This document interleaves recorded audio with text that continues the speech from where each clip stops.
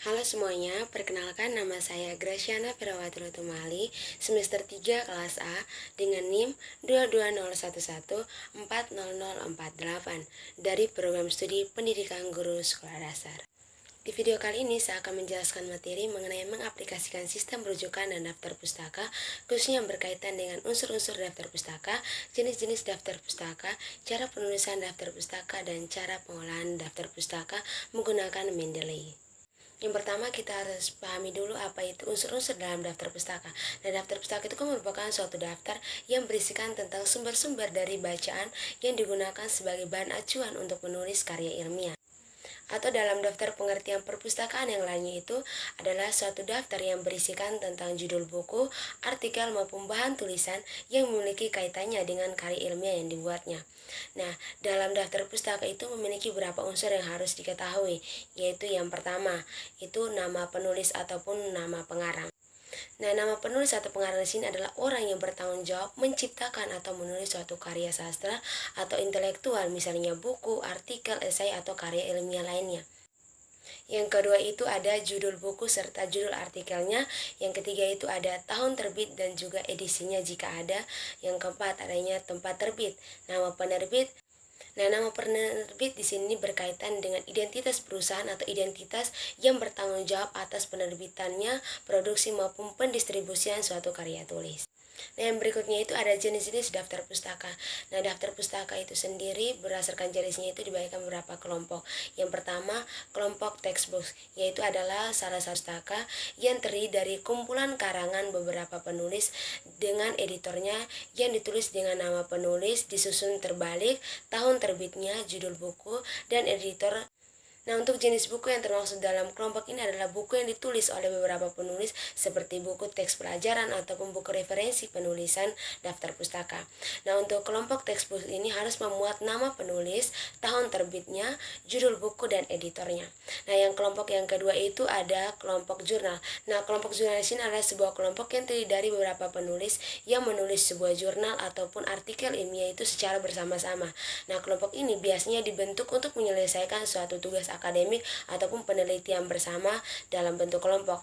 Nah, kelompok jurnal ini dapat membantu anggotanya untuk memperdalam pemahamannya mereka terkait dengan topik tertentu dan meningkatkan kemampuan menulis ilmiah mereka. Berikutnya itu ada kelompok makalah yang dipresentasikan dalam seminar, konferensi, simposium, yaitu adalah sebuah kelompok yang terdiri dari beberapa penulis yang menulis sebuah makalah ataupun artikel ilmiah itu secara bersama-sama untuk dipresentasikan dalam sebuah seminar, konferensi, ataupun simposium. Dalam kegiatan kelompok makalah ini, setiap anggota kelompok itu harus bertanggung jawab atas bagian tertentu dari makalah ataupun artikel tersebut, dan kemudian hasilnya itu akan digabungkan menjadi satu kesatuan yang utuh.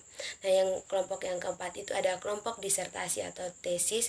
Itu adalah sebuah kelompok yang terdiri dari beberapa penulis yang menulis sebuah disertasi ataupun tesis itu secara bersama-sama. Nah, dalam kegiatan kelompok disertasi ataupun tesis ini, setiap anggota kelompok itu harus bertanggung jawab atas bagian tertentu dari disertasi atau tesis tersebut, dan kemudian hasilnya itu akan digabungkan menjadi satu kesatuan yang utuh.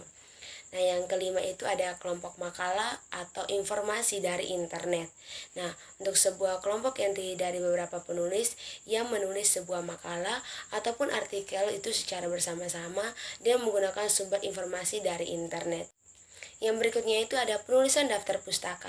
Nah, daftar pustaka itu kan adalah sebuah uraian yang mencantumkan judul buku, nama pengarang, penerbit, dan sebagainya yang ditempatkan pada bagian akhir dari sebuah karangan ataupun buku dan disusun menurut abjad. Nah, dalam penulisan karya ilmiah termasuk buku ajar itu sering kita temui rangkuman dan pengutipan dari berbagai sumber acuan.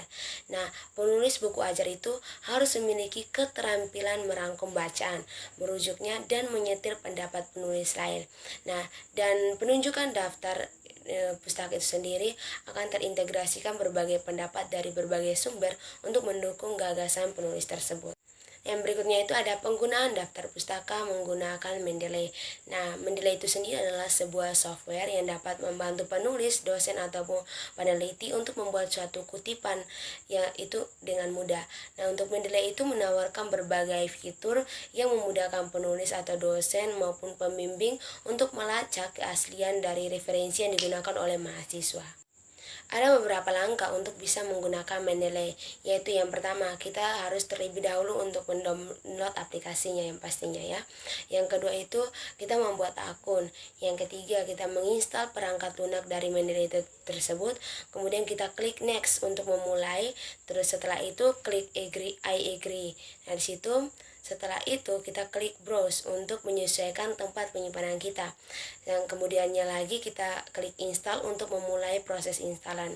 Dan yang terakhir itu kita klik finish untuk mengakhiri proses instalasi dari Mendeley tersebut, dan Mendeley itu akan siap digunakan. Nah, sampai di sini dulu penyampaian materi dari saya. Sampai jumpa di video selanjutnya.